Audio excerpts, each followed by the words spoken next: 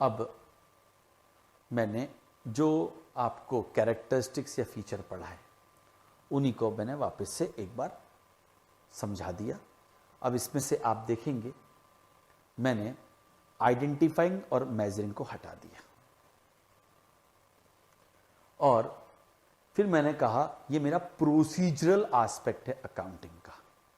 Procedure यानी जो procedure से गुजरेगा, सबसे पहले वो रिकॉर्ड होगा ट्रांजैक्शन। यानी हम ये मान के चल रहे हैं हमारे पास हमने ट्रांजैक्शन आइडेंटिफाई कर लिए, मेजर कर लिए, अब उसका प्रोसीजर स्टार्ट करेंगे, यानी डेटा कलेक्शन हो गया। अब कलेक्ट तो कर लिया आपने, अब स्टार्ट प्रोसीजर स्टार्ट करेंगे।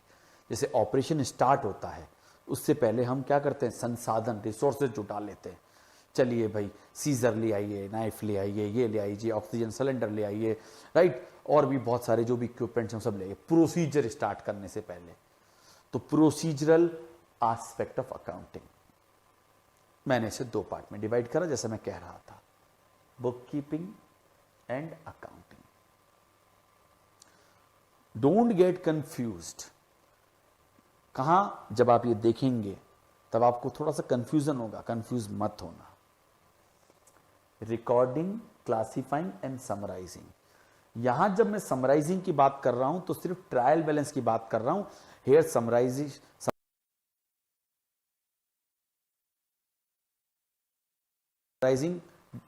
doesn't include preparation of financial statements. तो बुक कीपिंग में रिकॉर्डिंग, क्लासिफाइंग एंड समराइजिंग किसकी, क्लासिफाइड अकाउंट्स की, ट्रायल बैलेंस, यानी यहां पर जाके बुक कीपिंग खत्म होती है। और जो फाइनेंशियल स्टेटमेंट को हमने समराइजेशन का पार्ट बोला था, बिल्कुल वो एक तरह का एनालिसिस ही तो है, कितना कमाया, फिर उससे रेशियो वगैरह निकालने हैं, वो सब अलग बात हो गई। तो मैं रिपीट कर रहा हूं, यहां समराइजेशन में सिर्फ ट्रायल बैलेंस है। Clear? Analysis, interpretation and communication. Analysis में आपके फाइनेंशियल स्टेटमेंट्स वगैरह बनाना और ये सब करना यहां आ गया। क्लियर है? So there are three feature या three functions. One is recording, classifying and summarizing. Summarizing of only trial balance, summarizing of classified balances, right? Ledgers, that's it. Here summarization doesn't mean preparation of financial statement. I hope clear. तो ये हमारा procedural aspect है। अब इन 6 के बारे में हम एक एक करके वापस से पढ़ लेते हैं। पढ़ तो लिया है, एक बार और पढ़ते हैं। पहली बार पढ़ रहे हैं तो चीजें बहुत अच्छे से क्लियर होनी चाहिए। चलिए फ्रेंड्स, अब जब आप बात कर रहे हैं रिकॉर्डिंग की, तो मैंने कहा ये मेरा पहला प्रोसीजर का पहला स्टेप रिकॉर्डिंग। इसका मीनिंग क्या है? Entering financial transaction in books. जो फाइनेंशियल ट्रांजैक्शन है मनी टर्म्स में जो डिफाइन हुए, जिनको आपने आइडेंटिफाई कर लिया, मेजर कर लिया, उनको, और जो फाइनेंशियल नेचर के हैं, आपकी बिजनेस एंटिटी के हैं, उनको एंटर करना बुक्स में, ये रिकॉर्डिंग का। तो ये किसके थ्रू होता है? डन थ्रू, बोले ये जर्नल और सब्सिडरी बुक। पढ़ लिया बट थोड़ा सिस्टमैटिकली अरेंज करके, done through journal and subsidiary book. अब ये है क्या? बेसिक फंक्शन ऑफ अकाउंटिंग है। क्या है ये? Basic function of accounting. सबसे पहला फंक्शन रिकॉर्डिंग। दूसरा क्या आ गया आपका? दूसरा क्लासिफाइंग। क्लासिफाइंग क्या, मीनिंग क्या? बोले systematic analysis of recorded data. जो आपने डेटा रिकॉर्ड करा उसको आप सिस्टमैटिकली एनालिसिस करिए। भरत के रिलेटेड ट्रांजैक्शन भरत के अकाउंट में, राम के राम में, फर्नीचर के फर्नीचर में, परचेज के परचेज में, मशीन के मशीन में, सबके अपने अपनी जगह पहुंच जाने चाहिए। Systematic analysis of recorded data in order to group entry of one nature. Bharat से रिलेटेड सारे भरत में, ये मतलब है group entry of one nature at one place to make information usable. I hope it's okay. और ये किसके थ्रू होता है? Done through ledger. Done through ledger, ये हमारा सेकेंड फंक्शन बुक कीपिंग का। और जो लेजर बनाए उन सब से आप क्या बना लेंगे? Trial balance. नाउ समराइजेशन, मैं फिर रिपीट कर रहा हूं, डोंट गेट कंफ्यूज। देखिए समराइजेशन में मैंने यहां पे trial balance, P&L, balance sheet और ये सब कुछ ले लिया, और भी है क्या, पढ़ेंगे बाद में। तो ये जो ट्रायल बैलेंस है वो तो बुक कीपिंग का पार्ट हो जाएगा, और ये P&L, बैलेंस शीट और कैश फ्लो स्टेटमेंट ये फिनेंशियल स्टेटमेंट का पार्ट हो जाएंगे। यानी समराइजेशन जो है वो 2 पार्ट में बांटा हुआ है हमने। क्लियर है? चलिए, summarisation meaning preparation and presentation of classified data for use by internal and external user. अब यार इंटरनल यूजर कौन होते हैं और एक्सटर्नल यूजर कौन होते हैं, इसके लिए हम आगे पढ़ लेंगे। ठीक, मेरा आपसे एक एग्जांपल दे, एग्जांपल क्यों सुनाता हूं। बताइए शेयर होल्डर क्या है, इंटरनल है या एक्सटर्नल है? एक्सटर्नल। तो इंटरनल यूजर कौन होगा? डायरेक्टर्स, मैनेजमेंट, कंपनी के केस में, राइट। पूरा अभी इसके ऊपर टॉपिक है, डोंट वरी। सो प्रिपरेशन करना, प्रेजेंटेशन करना जो क्लासिफाइड डेटा यानी लेजर के थ्रू, तो पहले समरी बनेगी, ट्रायल बैलेंस बनेगा, वो तो बुक कीपिंग का पार्ट हो गया। फिर उस समरी से हम हमारा इनकम स्टेटमेंट, जिसको हम P&L बोलते हैं, मैन्युफैक्चरिंग ट्रेडिंग P&L बोलते हैं, कुछ लोग इनकम स्टेटमेंट बोलते हैं, कुछ लोग P&L, कोई दिक्कत नहीं, बाद में डिस्कस करेंगे जब फाइनेंशियल स्टेटमेंट का टॉपिक आएगा। Balance sheet, cash flow statement और भी होते हैं, बट अभी हाल फिलहाल समझ लो। अभी कैश फ्लो स्टेटमेंट क्या होता है, सिंपली समझ लो, एक पर्टिकुलर पीरियड में कैश कहां कहां से आया और कैश कहां कहां गया, इसकी समरी भी बताना जरूरी है। समरी, एक एक ट्रांजैक्शन की नहीं, समरी पूरे एक पर्टिकुलर अकाउंटिंग पीरियड की। क्लियर? तो तीसरा हमारा फंक्शन खत्म। मैं फिर रिपीट कर रहा हूं, समराइजेशन में दोनों आ गए, बुक कीपिंग भी आ गया और अकाउंटिंग भी आ गया। अब ये तो प्योर अकाउंटिंग है। क्या चीज? Analysis. Analysis, methodical classification of data given in financial. Methodical classification, example दिया था मैंने, नेट प्रॉफिट टू सेल्स। यहां हमने इनकम स्टेटमेंट यानी प्रॉफिट एंड लॉस के ही 2 फिगर ले लिए। अब सुनना, नेट प्रॉफिट इतना हुआ और कैपिटल, कैपिटल समझते हैं, समझ जाएंगे, जो ओनर बिजनेस में पैसे लगाता है वो कैपिटल कहलाती है। हमें देखना चाहते हैं हमने जो कैपिटल लगाई या इन्वेस्टमेंट किया उस पर रिटर्न कितना आया। तो एक तो हमने लिया कहां से, अच्छा कैपिटल कहां से आएगी, वो आएगी बैलेंस शीट से। क्या वो सब समझोगे आप बाद में जाके, एक चैप्टर आएगा आपका रेशियो एनालिसिस, उसमें ये चीज क्लियर होगी। बट इतना तो मेरे ख्याल से बच्चों को समझ में आती है बातें यार, इतना जनरल नॉलेज, इतना कॉमन सेंस सबके पास है। सो ये हमारा प्रॉफिट है और ये हमारा इन्वेस्टमेंट है, इन दोनों के बीच में रिलेशनशिप स्टैब्लिश कर दी। एक आएगा हमारे पास इतनी एसेट्स हैं और इतनी लायबिलिटीज हैं, इनके बीच में रिलेशनशिप, यानी हम ऐसी कुछ रिलेशनशिप स्टैब्लिश करते हैं और इसे रेशियो एनालिसिस कहते हैं। इसके अलावा और भी बहुत सारी चीजें होती हैं जिसके अंदर आपका कंपैरेटिव स्टेटमेंट होते हैं, कॉमन साइज स्टेटमेंट होते हैं, ट्रेंड एनालिसिस होते हैं, वो सब हम आगे फर्दर स्टडीज में पढ़ेंगे, वो एनालिसिस करने का तरीका, और उसे ही कहते हैं मैथोडिकल, यानी किसी एक तरीके से, एक मेथड से हम हमारे जो प्रेजेंटेड डेटा है उनके बारे में कुछ एनालिसिस, निष्कर्ष निकालेंगे।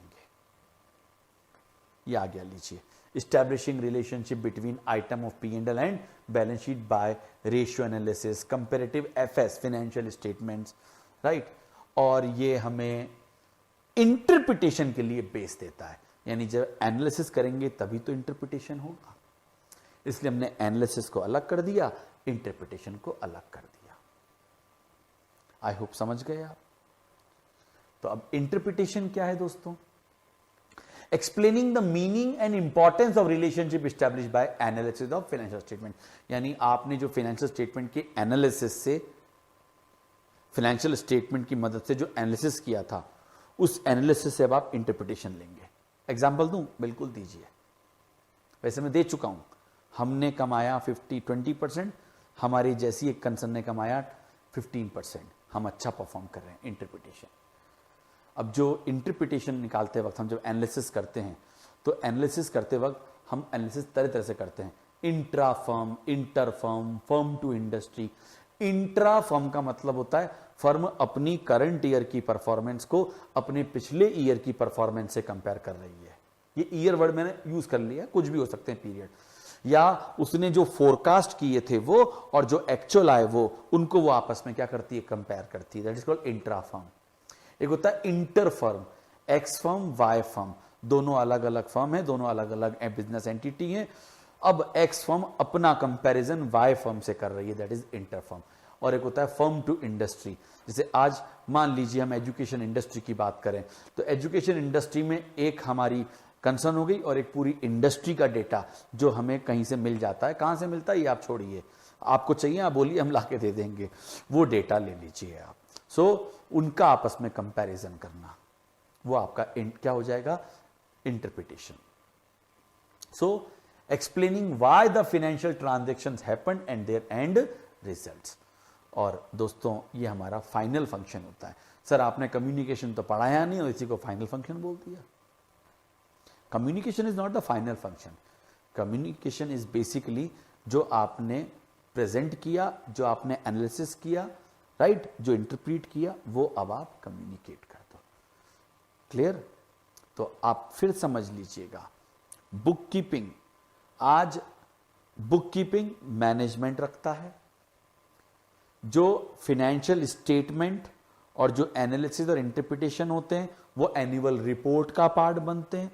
वो एनुअल रिपोर्ट किसको दी जाती है, शेयर होल्डर को दी जाती है, कंपनीज के रेस्पेक्ट में कम्युनिकेट की जाती है। बट यहां काम तो खत्म हो गया हमारा। अकाउंटिंग का फाइनल फंक्शन तो यही है, अकाउंटिंग तो यही खत्म हो गई ना भाई, जब आपने इंटरप्रीट कर दिया। अब तो आपको उसको सिर्फ कम्युनिकेट करना है, वो तो फीचर हो गया, वो कैरेक्टरिस्टिक्स हो गई, बट वो हमारा क्या नहीं है, प्रोसीजरल एस्पेक्ट नहीं है। हमारा प्रोसीजरल एस्पेक्ट तो यही खत्म हो जाएगा 5वें में।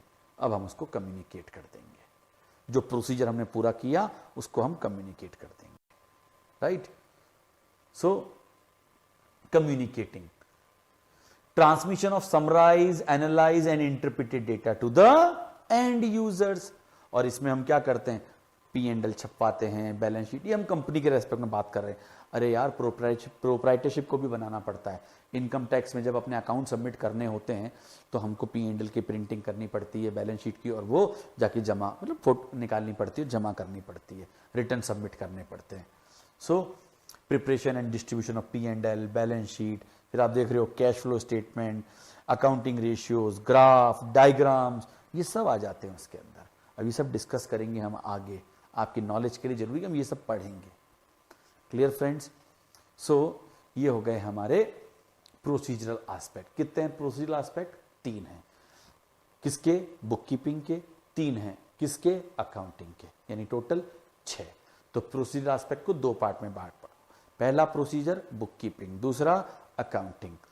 तो अकाउंटिंग का ही book keeping is a part of accounting, जिसमें आपका रिकॉर्डिंग, क्लासिफाइंग, समराइजिंग। समराइजिंग में हम जब बुक कीपिंग की बात कर रहे हैं, ट्रायल बैलेंस। समराइजिंग के अंदर प्रिपरेशन ऑफ फाइनेंशियल स्टेटमेंट, जिसमें इनकम स्टेटमेंट और बैलेंस शीट, वो आपका किसका पार्ट हो गया? अकाउंटिंग का।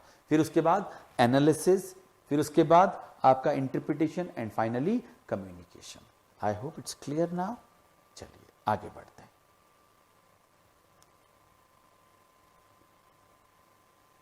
Accounting information,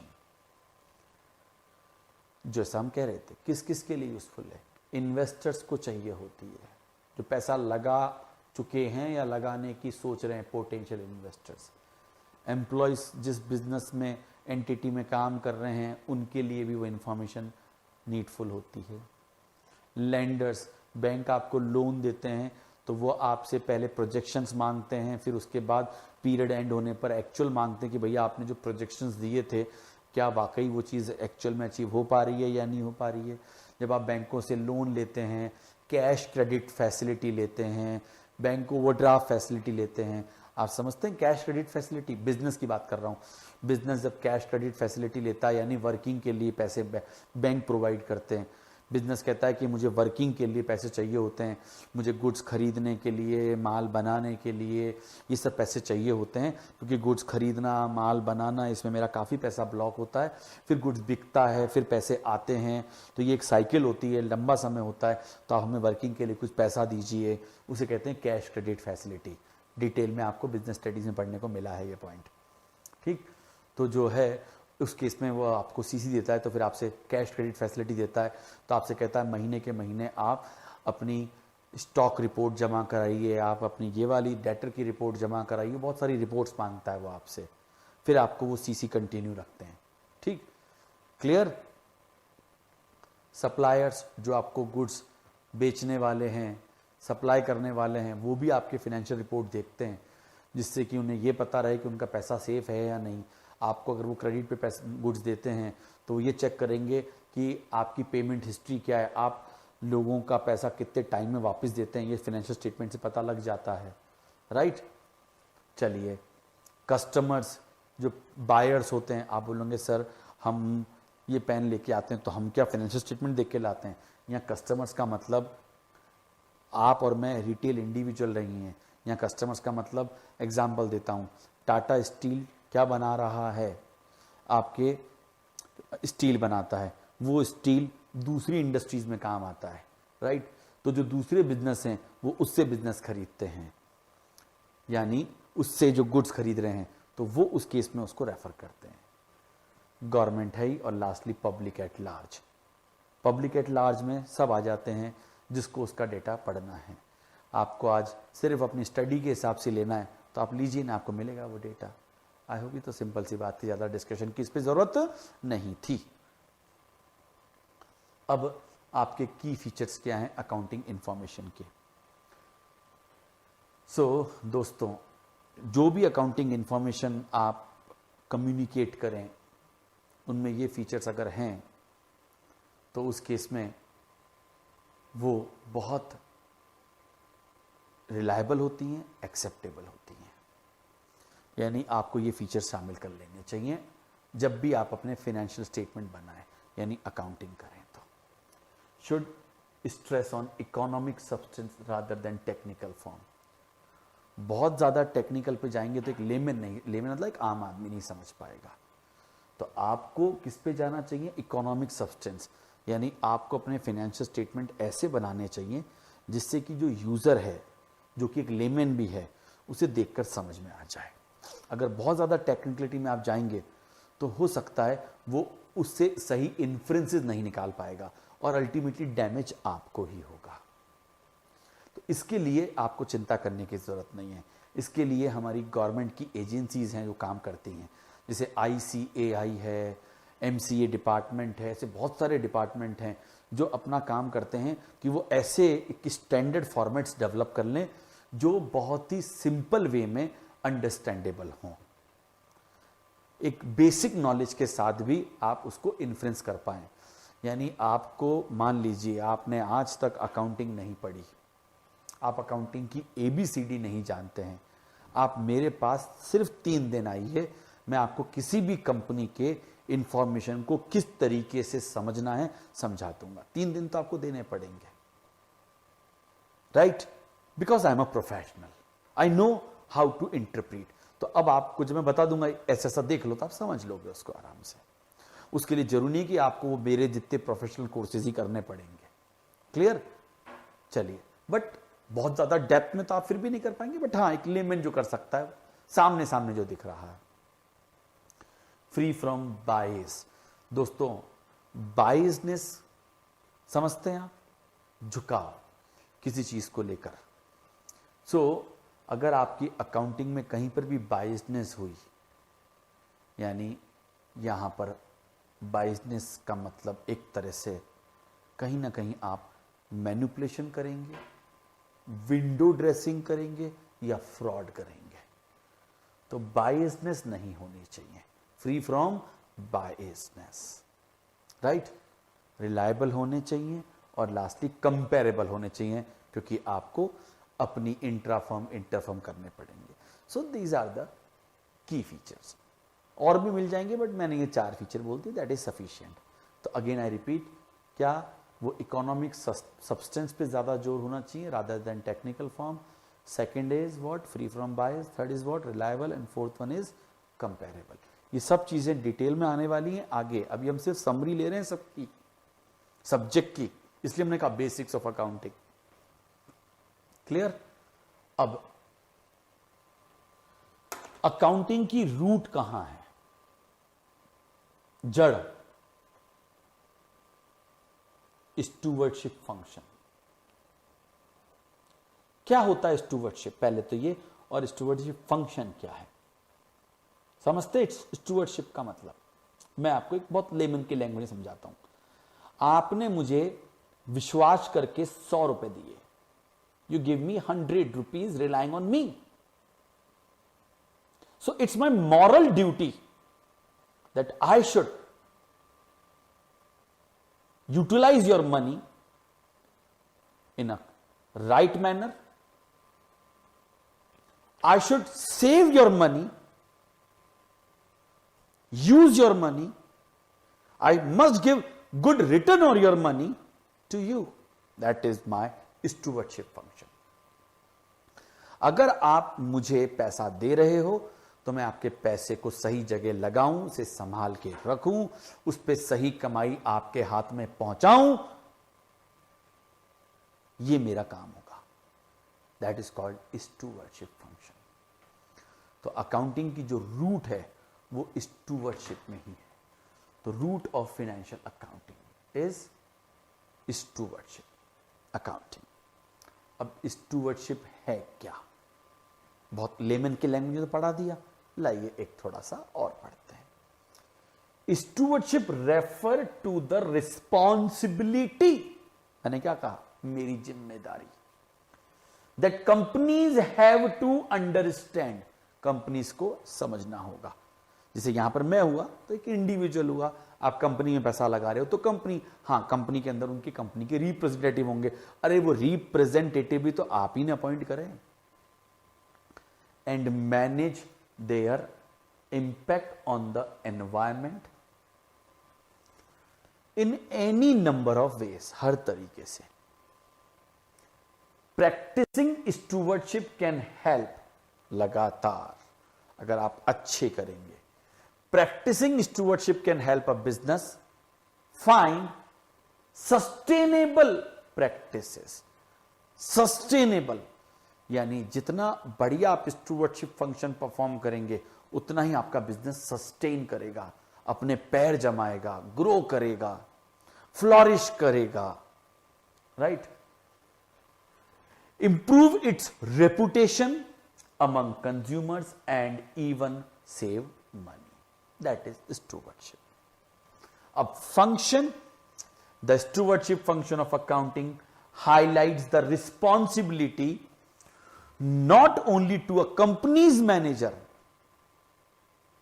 but also to shareholder and potential investor who have their right to look at the financial health of a company. I hope समझ में से समझाने के लिए डेफिनेशन दी थी, कोई बताता नहीं है कि है क्या है, तो मैंने बता दिया आपको स्टूवर्डशिप क्या चीज होती है, राइट। अब ये तो हमने कहा इसकी रूट्स कहां है। अब अगर हम अकाउंटिंग की बात करें, ये आई कहां से और अभी ये कहां चल रही है, ये ऑनगोइंग प्रोसेस है, राइट। तो दोस्तों जो अकाउंटिंग है, आज तक अकाउंटिंग की 4 फेजेस आई हैं अब तक। सबसे पहली फेज जो थी वो 1500 AD और उससे पहले थी। तब अकाउंटिंग करने का तरीका बिल्कुल अलग हुआ करता था। At that time accounting was not systematic, उनका तरीका था but not systematic, not scientific, you can say. यानी 1500 AD से पहले अकाउंटिंग जो थी वो साइंटिफिक नहीं हुआ करती थी। यानी आप समझ गए, अकाउंटिंग आर्ट तो थी उस समय, बट क्या नहीं था, साइंस नहीं थी।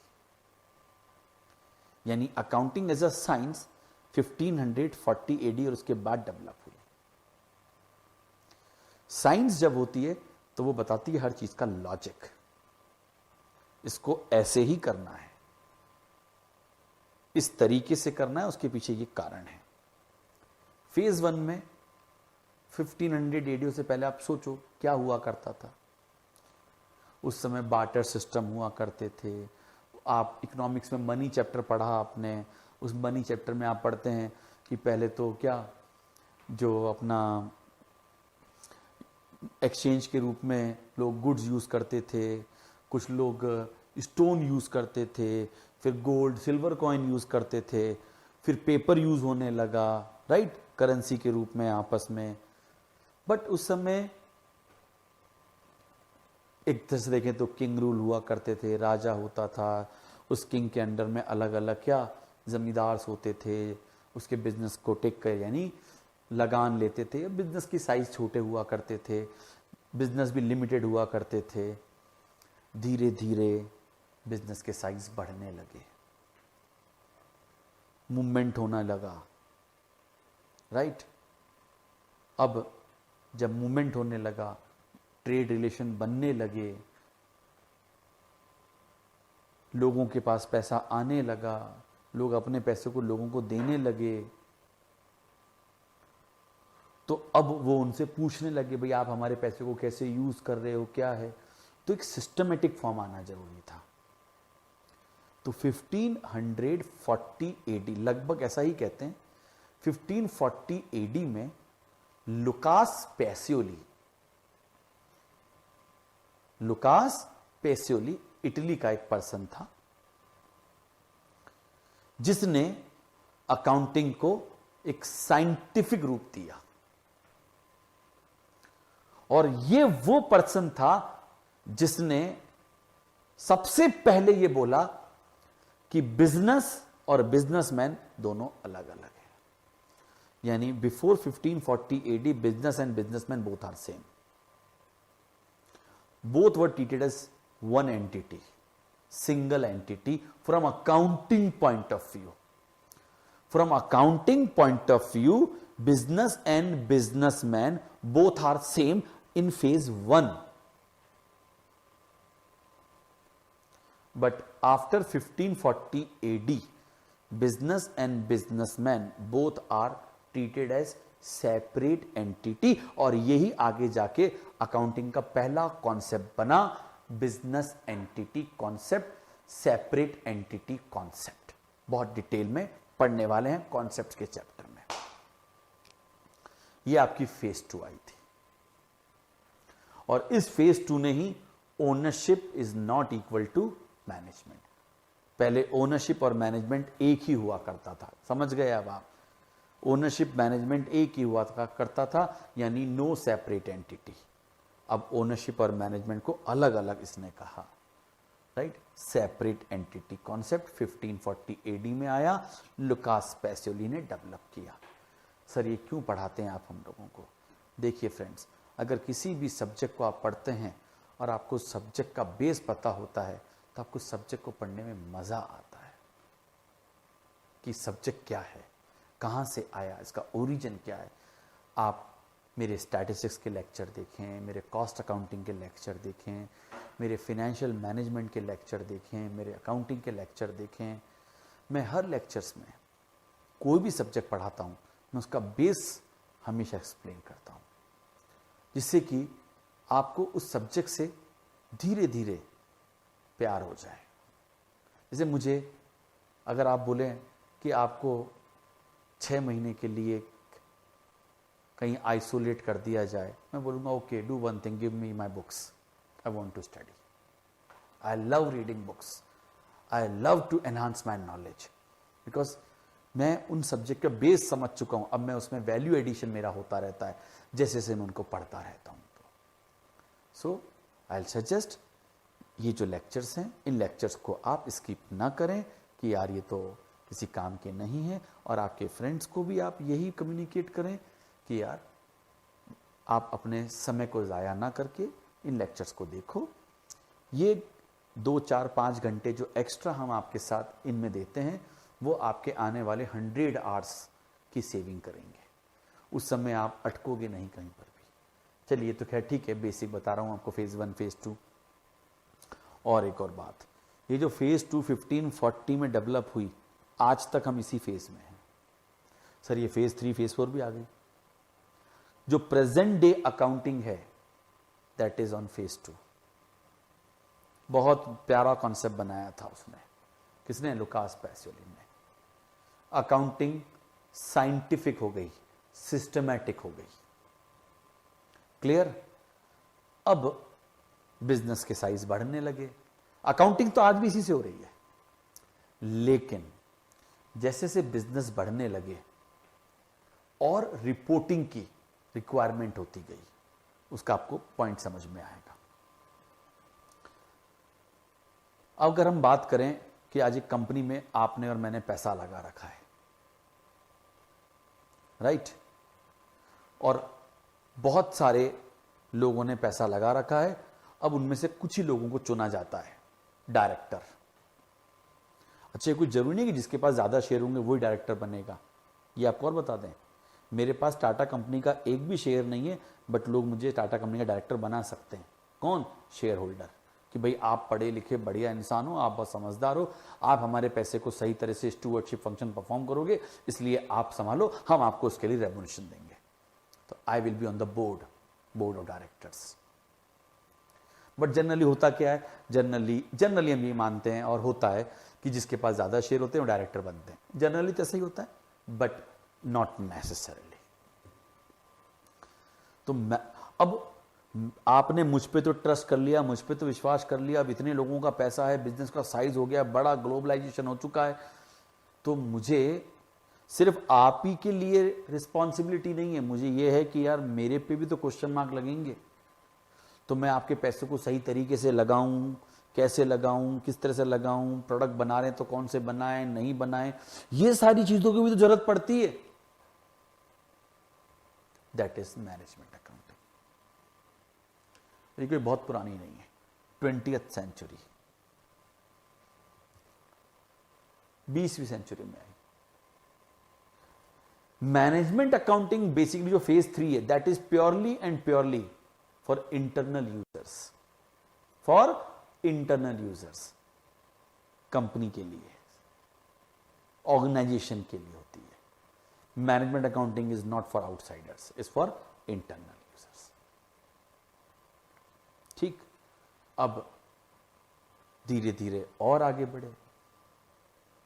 आपने भी नाम अगर सुना हो, CSR, कॉर्पोरेट सोशल रिस्पॉन्सिबिलिटी। हमारे इंडिया में अब 2013 एक्ट जो आया, उसमें CSR के लिए साफ कह दिया, जिस कंपनी का भी 1000 करोड़ से ऊपर का टर्नओवर है, 1000 CR से ऊपर का टर्नओवर है, उसको अपना कुछ परसेंटेज जो है वो क्या करना पड़ेगा, कमाई का, कहां लगाना पड़ेगा, सोशल रिस्पॉन्सिबिलिटी में।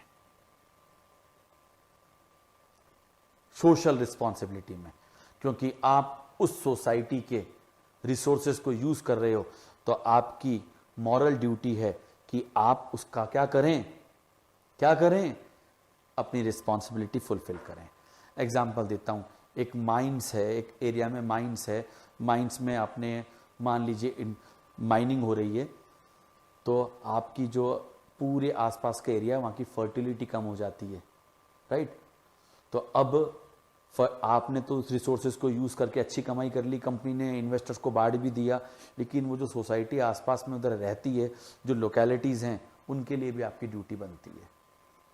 आप पेड़ लगाएं, आप वहाँ के लोगों को एम्प्लॉयमेंट दें, राइट, उनको आप मान लीजिए उनके लिए कुछ संस्थाएं चलाएं।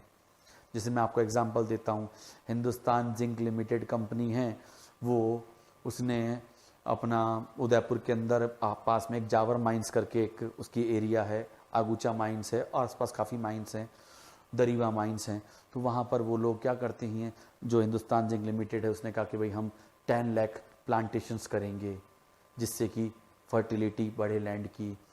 हम जो वुमेन्स हैं, जो कि मान लीजिए अनएम्प्लॉयड हैं, उनको एम्प्लॉयमेंट देंगे, उनके लिए उन्होंने सिलाई केंद्र खोले, उनको क्या दिया, एम्प्लॉयमेंट दिया। तो वो पैसा वहाँ से उनके लिए जा रहा है, दैट इज CSR। अब CSR कंपलसरी भी कर दिया, पहले तो चलो वॉलंटरी था, अब वॉलंटरी हर कोई करता नहीं है, तो गवर्नमेंट ने कंपलसरी कर दिया कि सबको करना जरूरी है भैया। तो सोशल रिस्पॉन्सिबिलिटी अकाउंटिंग। और एक और एग्जांपल देता हूं, if you heard about MahaNREGA, सबने सुना होगा, मेरे ख्याल से ऐसा कोई नहीं जिसने नहीं सुना होगा। 100 days of compulsory employment, right.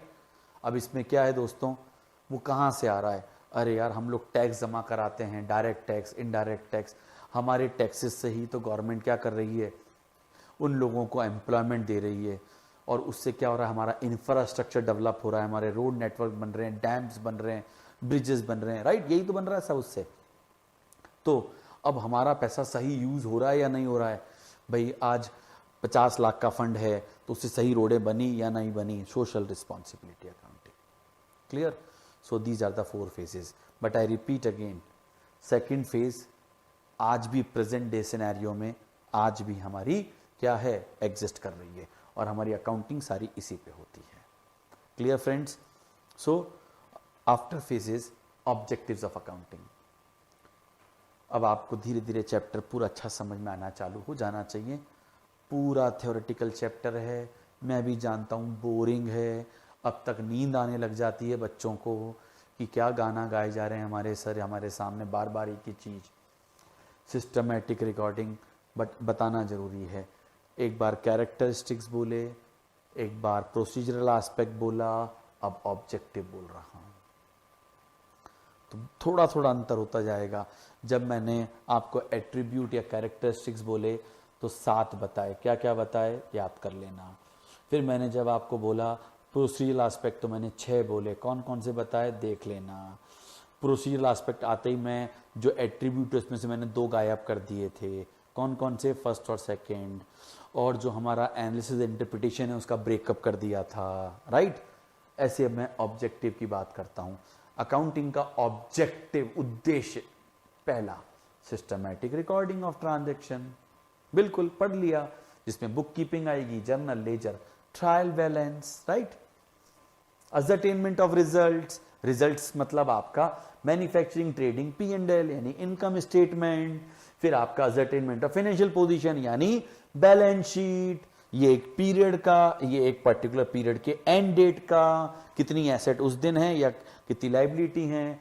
और उसके बाद communicating information to various users, जिसमें आपकी फाइनेंशियल रिपोर्ट्स, फाइनेंशियल रिपोर्ट में बैलेंस शीट, उसके अलावा कैश फ्लो, फंड फ्लो, और भी बहुत सारी चीजें होती हैं, value added statement, blah blah blah.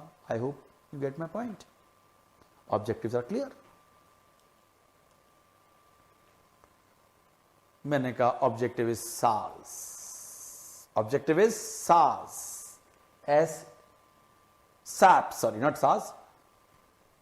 Now objective of accounting, SAAPS, SAAPS, वही है यार।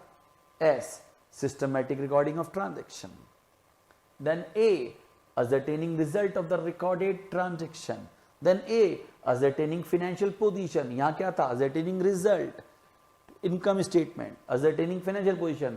So S stand for systematic recording of transaction, A stand for ascertaining result, A stand for ascertaining financial position, P stand for providing information to users, and S stand for solvency position.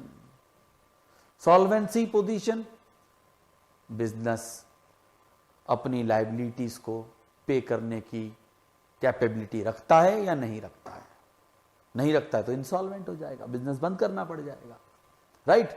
सो ये अपने objectives हो गए, clear.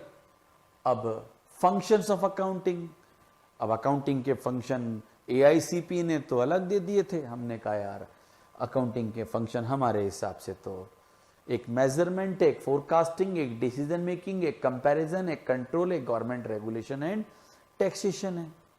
हमने हमारे हिसाब से बोल दिए। बोले मेजरमेंट क्या है, बोले मेजरिंग पास्ट परफॉर्मेंस, जो हमारा पीरियड एक्सपायर हो चुका है 1 अप्रैल 19 टू 31 मार्च 20, उसमें हमने क्या किया उसको मेजर कर लो और डिपिक्ट कर दो करंट फाइनेंशियल पोजीशन। और आज हमारी पोजीशन क्या है, मान लीजिए आज डेट है 31 मार्च 20, तो 1 अप्रैल 19 से 31 मार्च 20 हमारा पास्ट हो गया, इसकी हमने परफॉर्मेंस निकाल ली और हमारी आज की तारीख की क्या करंट पोजीशन पता लगा ली 31 मार्च 20 की। पहला मेजरमेंट।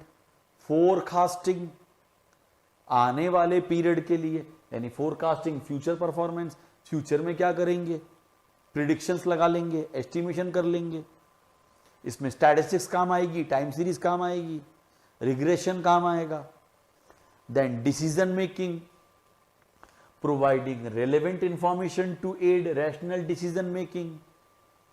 देन ये सब पढ़ लिया ना, इसलिए फटाफट ले रहा हूं अब। कंपैरिजन एंड इवैल्यूएशन, कंपैरिजन आप समझ गए, comparing actual with forecast targets, और comparing are actuals with actuals of other company. Control, अब आपने जब अपने एक्चुअल्स और अपने टारगेट्स को कंपेयर कर लिया, यू विल फाइंड कहां कहां लकूनाज हैं, कहां कहां लैकिंग एरियाज हैं, अब उनको आप कंट्रोल करो। So identifying weaknesses and provide measures to overcome them. And lastly, अरे भैया गवर्नमेंट के कारण हमको, गवर्नमेंट के जो रेगुलेशन है, टैक्सेशन है, उसके लिए भी कंपेयर फैसिलिटेट कर देता है, सब बन जाते हैं। Facilitate government to collect revenue, right, in form of taxes, direct taxes, indirect taxes, ये फंक्शंस हो गए। बहुत ज्यादा इसको है नहीं, इसलिए मैंने इसको यूं ही आपको पढ़ा दिया। अब कुछ थोड़ा सा ही पोर्शन बाकी है, ले लेते हैं। बुक कीपिंग और अकाउंटिंग जो मैंने कहा था, पढ़ा तो चुका हूं, बट एक चार्ट के थ्रू, एक टेबल के थ्रू मैं इसको समझाऊंगा बुक कीपिंग और अकाउंटिंग में। बट पहले बुक कीपिंग तो समझ लें। Book keeping is an activity, ये एक एक्टिविटी है, involve recording of financial data relating to business in a significant and orderly manner. यानी कोई ऑर्डरली मैनर होगा, कोई तरीका होगा, वो तरीका आपको हम सिखाएंगे। जब आप पढ़ेंगे, कॉन्सेप्ट पढ़ेंगे, तब सीखेंगे। सो बुक कीपिंग जो है वो एक एक्टिविटी है जिसमें रिकॉर्डिंग होती है फाइनेंशियल डेटा, किसकी, बिजनेस से रिलेटेड जो होते हैं, सिग्निफिकेंट एंड ऑर्डरली मैनर में, and cover procedural aspect of accounting work. Procedural aspect of accounting work embraces record keeping function. यानी ये हमारा क्या है, रिकॉर्ड कीपिंग फंक्शन। समझ में आ गया बुक कीपिंग का मतलब। फिर फाइनेंशियल स्टेटमेंट, बुक कीपिंग हुई उसके बेसिस पे फाइनेंशियल स्टेटमेंट बनाएंगे। उसमें क्या क्या बनेगा, income statement, balance sheet, cash flow statement. अब आप बोलेंगे ये क्या है, शेड्यूल। जो ये आप इनकम स्टेटमेंट, ये बैलेंस शीट, ये कैश फ्लो बनाते हैं, इनकी हेल्प के लिए आपको शेड्यूल डिटेल देनी पड़ती है कि भाई क्या क्या बनाया, नोट्स देने पड़ते हैं, राइट। तो ये सब आप पढ़ेंगे आगे जाके, शेड्यूल्स क्या होते हैं, notes forming part of accounting. तो इनकम स्टेटमेंट, बैलेंस शीट और कैश फ्लो, इनके लिए आपको डिटेलिंग यहाँ पर मिल जाती है। बैलेंस शीट के अंदर आपको लिखा हुआ होता है एसेट्स, नॉन करंट एसेट क्या होती है बाद में बात करेंगे, नॉन करंट एसेट। उन नॉन करंट एसेट की सारी डिटेल हमको हमारे शेड्यूल और नोट्स में मिलती हैं। हमने कौन से कंसेप्ट फॉलो करे, कौन से नहीं करे, हमने अकाउंटिंग ट्रीटमेंट क्या करे, मेजरमेंट कैसे किया, ट्रीटमेंट कैसे किया, वो सब हमें नोट्स टू अकाउंट्स और शेड्यूल्स में मिल जाते हैं। तो बुक कीपिंग तो बेसिकली क्लरिकल वर्क है भैया। आप मेरे पास आइए, एक दिन में सिखा दूंगा, single day 3 hours book keeping सीख जाओगे किसी भी बिजनेस की, एक टाइम पर, कि भाई इस तरह से रखना है। लेकिन अकाउंटिंग जो है is a based on careful and efficient book keeping system. यानी आपको बुक कीपिंग बहुत केयरफुली रखनी पड़ेगी और एफिशिएंट रखनी पड़ेगी, तब आपकी अकाउंटिंग सही और अच्छी हो पाएगी, क्योंकि उसमें बेस्ड है, राइट। अब जो हमारे सोल प्रोप्राइटरशिप बिजनेस होते हैं और पार्टनरशिप फॉर्म ऑफ बिजनेस होते हैं दोस्तों, वहां पर बुक्स ऑफ अकाउंट्स रखने का कोई लॉ नहीं है, फाइनेंशियल स्टेटमेंट बनाने के लिए कोई लॉ नहीं बना हुआ है। यानी आप बोलोगे सर इनकम टैक्स एक्ट वाले, इनकम टैक्स एक्ट वाले ये नहीं कहते कि आप बुक्स ऑफ अकाउंट्स बनाओ, उनको मतलब सिर्फ टैक्स है। आप भले बुक्स ऑफ अकाउंट मत रखो, आप टैक्स जमा कराते रहो बस, है। हाँ, लेकिन उन्हें अगर लग गया कि आपका टैक्स कम जमा हुआ, घर पे आ जाएंगे, लाओ भाई, हाँ बुक्स ऑफ अकाउंट्स दिखाओ। अब वो बुक्स ऑफ अकाउंट्स आपने जैसी भी रखी है, उनको से कोई मतलब नहीं है। यानी बुक्स ऑफ अकाउंट रखने का कोई तरीका नहीं है सोल प्रोप्राइटरशिप और पार्टनरशिप के लिए। वो तो सीधा बोलेंगे लाओ भाई आपके वाउचर ले आओ, आपके बिल ले आओ। यानी वो सबसे पहली चीज पे जाएंगे, वो ये रिकॉर्डिंग, क्लासिफाइंग, समराइजिंग, सब बात की बात। बोलेंगे लाओ भाई इलेक्ट्रिक के बिल ले आओ, परचेस के बिल ले आओ, सेल्स के बिल ले आओ, ये बिल ले आओ, जाओ। ये अदाया पहला कैरेक्टरिस्टिक्स आइडेंटिफाइंग, वो वहां से आपको पहचानना चालू करेंगे और बोल देंगे हम कर लेंगे सब, ये रिकॉर्डिंग क्लासिफाइंग छोड़ दो, हम निकाल लेंगे कि आपको कितना टैक्स जमा कराना है। बट ये जो है these are unincorporated form of business. क्या? Hindu undivided families, sole proprietorship, partnership. I am not talking about LLP, limited liability company, तो फिर आपकी कंपनीज में आ जाती हैं। ठीक, तो इनके लिए कोई स्पेसिफिक लॉ नहीं है, न तो बुक्स ऑफ अकाउंट्स बनाने के लिए, ना फिनेंशियल स्टेटमेंट बनाने के लिए। बस आप बना लीजिए, सामने वालों को आपको जस्टिफाई करना पड़ेगा, इनकम टैक्स वालों को। हाँ, अब आपको लोन लेना है या कुछ करना है तो फिर आपको उनके हिसाब से बना के देना पड़ेगा, अगर आप सोल प्रोप्राइटरशिप हैं या पार्टनरशिप हैं तो। जिसके पास, जिस भी लैंडर के पास आप जा रहे हैं, वो जैसी इंफॉर्मेशन मांगेगा आपको बना बनू के निकाल के देनी है उसको, बट फॉर्मेट्स कहीं पे भी नहीं है।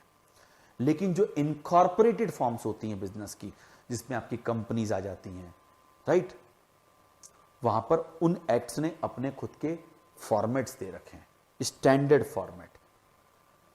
कोई भी कंपनी है इंडिया में, कोई भी कंपनी है, सबके लिए एक ही फॉर्मेट है। अब इंडिया में जो कंपनी, उनके लिए एक ही फॉर्मेट है, लेकिन जो बैंकिंग कंपनी है उनके लिए वो कहता है जो कंपनीज एक्ट 2013 वाले हैं वो हमें नहीं चाहिए, हमें तो हमारे वाले चाहिए। उन्होंने अपने खुद के फॉर्मेट दे दिए, बोले बैंक को वाले काम नहीं चलेंगे, जो स्टैंडर्ड फॉर्मेट कंपनीज एक्ट 2013 ने सबके लिए दिया वो हमारे पे एप्लीकेबल नहीं होगा, हमारा तो अलग से फॉर्मेट है। जो हमारी इंश्योरेंस कंपनी है उसके लिए insurance regulatory development authority, IRDA, उसने अपना फॉर्मेट दे दिया, बोले नहीं आप तो इस फॉर्मेट में बना के दो हमको, ये फिक्स फॉर्मेट है। तो जितनी भी इंश्योरेंस कंपनी है जो जनरल इंश्योरेंस का काम कर रही हैं, जो लाइफ इंश्योरेंस का काम कर रही हैं, उनको अपने इसी तरह से शेड्यूल्स बनाने, ये फॉर्मेट्स बनाने।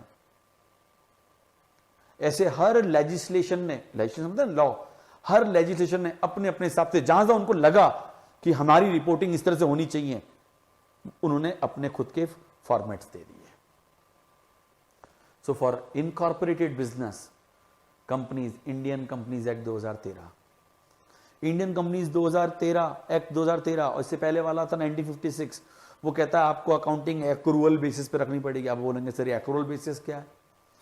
कि जिस पीरियड की अकाउंटिंग करो उस पीरियड के ट्रांजैक्शन लिखने हैं, चाहे भले कैश का फ्लो हो या ना हो, अकाउंटिंग करनी।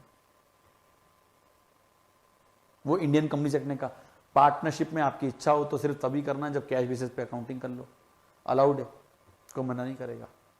एक्रूअल पे करना एक्रूअल पे कर लो, बट कंपनी बना ली नहीं कर सकते, बुक्स ऑफ अकाउंट वैसी मेंटेन करनी पड़ेगी। फिनेंशियल स्टेटमेंट फॉर्मेट बना रखे हैं, शेड्यूल्स दे रखे हैं, नोट्स दे रखे हैं, वैसे ही बनेंगे। Banking company, banking regulation act 1949, उसने एक फॉर्मेट दे दिया कि हमारा ये इनकम स्टेटमेंट और ये हमारी बैलेंस शीट और ये 15 शेड्यूल बना लो, फिक्स उसके 15 शेड्यूल। पहला शेड्यूल शेयर कैपिटल, दूसरा रिजर्व एंड सरप्लस, तीसरा डिपॉजिट्स, ऐसे शेड्यूल दे दिए उसने। क्या अब आपको क्या मतलब? अभी मतलब नहीं है, आपको ये बहुत एडवांस स्टेज में काम आएगा। जब आप प्रोफेशनल कोर्सेज पढ़ोगे तब काम आएगा, हायर स्टेज के अंदर, वो भी CA इंटरमीडिएट, CS इंटरमीडिएट, वहां पर आएंगे ये सब। इंश्योरेंस कंपनी ने अपना खुद का दे दिया, उसने भी लाइफ इंश्योरेंस कंपनी वालों के लिए अलग शेड्यूल दिए, जनरल इंश्योरेंस वालों के लिए अलग दिए, इनकम स्टेटमेंट में 4 शेड्यूल डाल दिए, राइट। फिर ये कह दिया ये आपका RA है, ये PL है, ये B है, ऐसे करके उसने फॉर्मेट दे दिए। बट आपको समझ आ गया मैं कुछ कह रहा हूं तो कुछ ना कुछ चीज तो है, राइट। चलिए आगे बढ़ते हैं। एंड सो ऑन, सबने अपने अपने दिए। अब बुक कीपिंग के ऑब्जेक्टिव क्या होने चाहिए भाई? अकाउंटिंग के ऑब्जेक्टिव तो पढ़ लिए, बुक कीपिंग के ऑब्जेक्टिव बोले कंप्लीट रिकॉर्डिंग हो जानी चाहिए ट्रांजैक्शन की, राइट। पहली 2 ही ऑब्जेक्ट हैं इसके। पहला बोले ट्रांजैक्शन की कंप्लीट रिकॉर्डिंग हो जाए, यानी कंप्लीट होने चाहिए, right, plus permanent record of transaction हमेशा आपके पास रहने चाहिए, परमानेंट। अब आपको एक और मजेदार बात बताएं, जो बुक कीपिंग है वो आपको कम से कम ऑडिट के हिसाब से, इनकम टैक्स हिसाब से 8 ईयर्स तक के बुक्स रखनी पड़ती हैं। 8 साल बाद रखना बंद कर, मतलब 8 साल शुरू के साथ, 8 साल नहीं, 8 साल के। अब आपका बिजनेस अगर 10वें साल में आ गया है तो पहले 2 साल की बुक्स ऑफ अकाउंट्स आप भले से ही जला दो। 8 साल के मिनिमम रखना जरूरी है इनकम टैक्स के हिसाब से। फाइनेंशियल स्टेटमेंट जो होते हैं वो तो जब से बिजनेस स्टार्ट हुआ तब से लेकर हमेशा, एक बिजनेस 150 साल पुराना है तो 150 साल के आपके पास फाइनेंशियल स्टेटमेंट होने चाहिए, लेकिन बुक्स ऑफ अकाउंट्स 8 साल के, लास्ट 8 साल के, as per income tax act. Permanent record of transactions in systematic बिल्कुल, एंड लॉजिकल मैनर, ये हमने बात कर ही ली थी। तो ये हमारा पहला ऑब्जेक्टिव हो गया दोस्तों। पहला ऑब्जेक्टिव क्या था? Complete recording of transaction. दूसरा क्या है? Ascertainment of financial effect. ये ऑब्जेक्टिव है, मैंने रिकॉर्ड कर लिया, ठीक है। और दूसरा ऑब्जेक्टिव क्या है कि भाई इससे आप अपने फाइनेंशियल इफेक्ट निकाल पाए, यानी आप अपना इनकम स्टेटमेंट बना पाए, अपनी बैलेंस शीट बना पाए, इसका ऑब्जेक्टिव है। So relative effect of all transactions on the financial position of the entity. So that is about bookkeeping. अब जैसा कि मैंने कहा था, बुक कीपिंग समझने के बाद पहले बुक कीपिंग की डेफिनेशन ली, फिर बुक कीपिंग के ऑब्जेक्टिव लिए।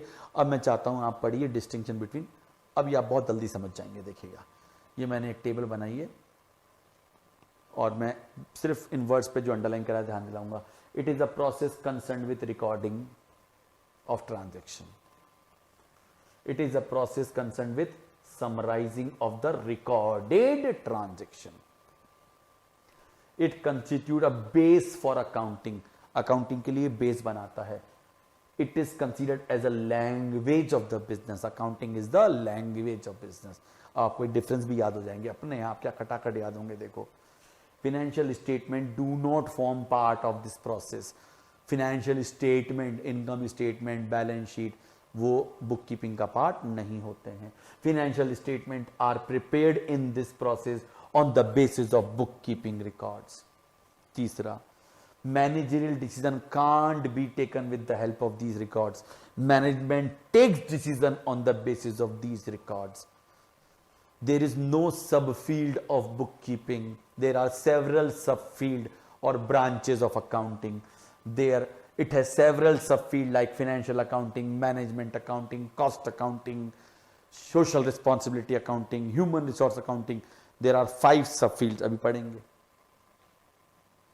पढ़ लिए उन सबफील्ड में। चलिए अभी इसको स्टडी करेंगे हम लोग। Financial position of the business can't be ascertained through bookkeeping.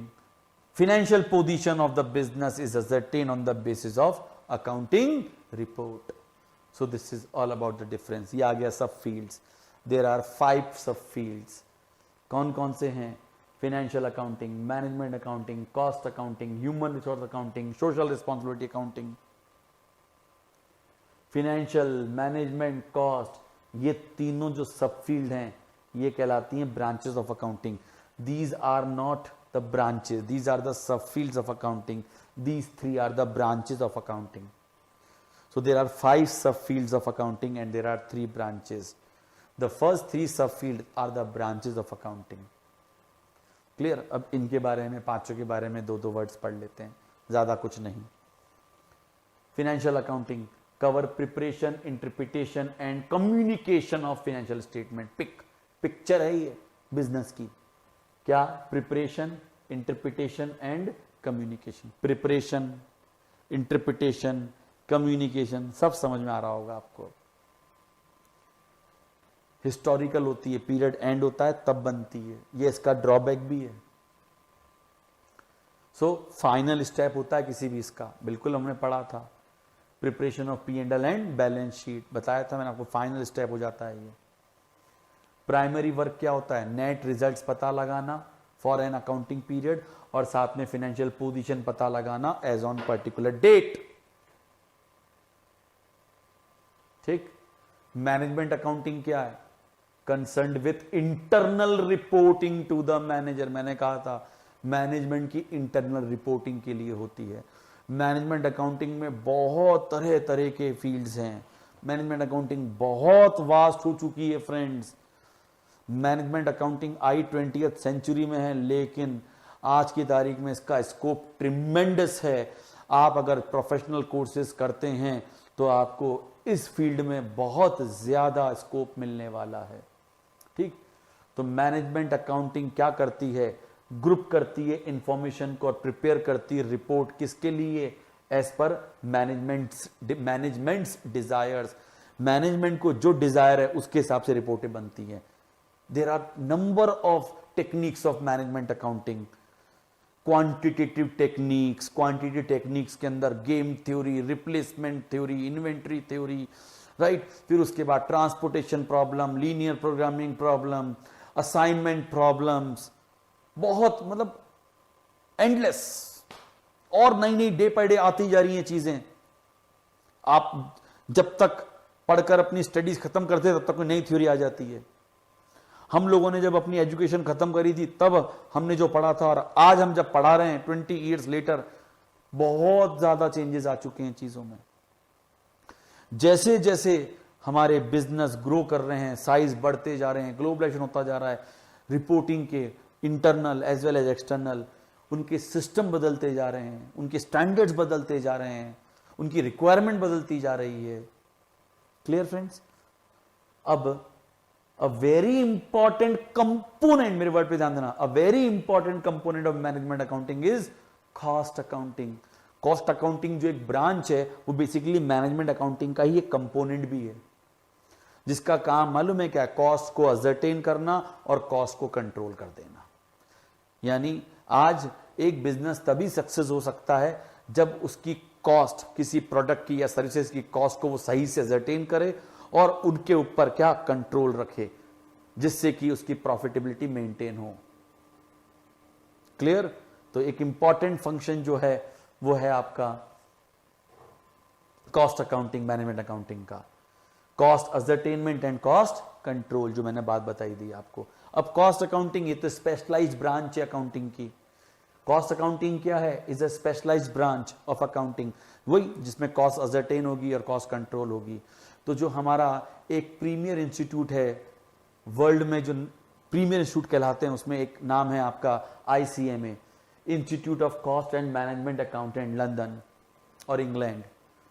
Cost accounting is क्या है? उन्होंने डेफिनेशन दी, डेफिनेशन से वही मीनिंग निकलने वाला है जो मैंने आपको बताया।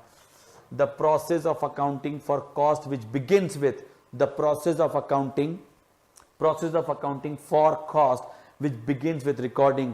यानी हम हमारी रिकॉर्डिंग कुछ इस तरीके से करेंगे कि हमें कॉस्ट असरटेन हो जाए, right? Recording of income and expenditure और the basis on which they are calculated, and ends with the preparation and periodical statements and report for ascertaining and controlling cost. ascertaining and यानी इसमें income statement और balance शीटें नहीं बनती हैं, कुछ अलग तरीके से उसी से हम इंफॉर्मेशन को अलग तरह से निकाल के कॉस्ट असरटेन कर लेते हैं और फिर कंट्रोल करते हैं। That is cost accounting. बाकी की दो तो अपन पढ़ा चुके हैं आपको। Social responsibility accounting, concern with accounting for social cost incurred by the enterprise, समझाने की जरूरत ही नहीं है। एंड सोशल बेनिफिट्स क्रिएटेड, रोडें कितनी बन गई, कितना पैसा खर्च हो गया, आपने 10 लाख पौधे लगाए तो बढ़े कि नहीं बढ़े, उसमें कितना खर्चा किया। ह्यूमन रिसोर्स ये बहुत तेजी से बढ़ रहा है, 1950 के आसपास इसका बहुत माना गया कि यार ह्यूमन है, हमारी एसेट्स हैं और उन्हें हमें आइडेंटिफाई करना है, जो हमारे लिए वैल्यूएबल हैं उनको हमें रिटेन करना है, राइट? ह्यूमन रिसोर्स पूरा एक सब्जेक्ट है human resource accounting. It is an attempt to, ये अटेम्प्ट है क्या करने का? आइडेंटिफाई करने का पहला। यानी इस अकाउंटिंग में हम आइडेंटिफाई कैसे करते हैं हमारे ह्यूमंस को, हमारे बिजनेस में जो काम करने वाले हैं लोगों को, उनको कैसे उनकी क्षमताओं का आकलन करते हैं, quantify. And lastly report. Friends इसमें अलग अलग आप जब इस एन एडवांस सब्जेक्ट, ये आप अपने फाइनल स्टेज में पढ़ते हैं प्रोफेशनल कोर्सेज की, सो अभी आपको थोड़ा कम समझ में आएगा, बट इसमें कुछ तरीके होते हैं, कुछ टेक्निक्स होती हैं जिसके थ्रू हम हमारा ये जॉब है, इस जॉब को करने के लिए ये चीज़ें चाहिए, हमारे जो पर्सन हमारे यहाँ काम कर रहे हैं वो ये स्टूडेंट पे काम करें, उनकी रिपोर्टें बनती हैं बाकायदा, राइट? तो आइडेंटिफाई करना, क्वांटिफाई करना और रिपोर्ट करना। Investment made in human resources of an organisation. अब तो यार ये तो सिंपल सी बात है। यूजर्स क्या हैं? बोले management as a whole is also invested in accounts, interested in accounts for various managerial decisions. और ये रहे आपके यूजर्स। यूजर्स नीड के हिसाब से दो होते हैं, इंटरनल और एक्सटर्नल। इंटरनल जो मैनेजमेंट अकाउंटिंग, तो मैनेजमेंट अकाउंटिंग किसके लिए की जाती है? इंटरनल यूजर के लिए। और फाइनेंशियल अकाउंटिंग किसके लिए की जाती है? एक्सटर्नल यूजर के लिए। इंटरनल यूजर में कौन है? आपके ओनर। यहां पर ओनर का मतलब कौन है मेरे दोस्तों? प्रोप्राइटर या पार्टनरशिप, या ओनर का मतलब शेयर होल्डर नहीं है। मैनेजमेंट, वर्कर और एम्प्लॉयज, ये इंटरनल यूजर होते हैं। एक्सटर्नल इन्वेस्टर, ये शेयर होल्डर आ गया external. Lender, suppliers, traders, customers, government, public, ये सब यूजर्स होते हैं। Now relationship of statistics, now relationship of accounting with other discipline, दूसरे सब्जेक्ट के साथ। सो अकाउंटिंग मैथमेटिक्स से रिलेटेड है, अरे भाई इसमें नंबर्स होते हैं। स्टैटिस्टिक्स, इसमें रिपोर्ट्स बनती हैं।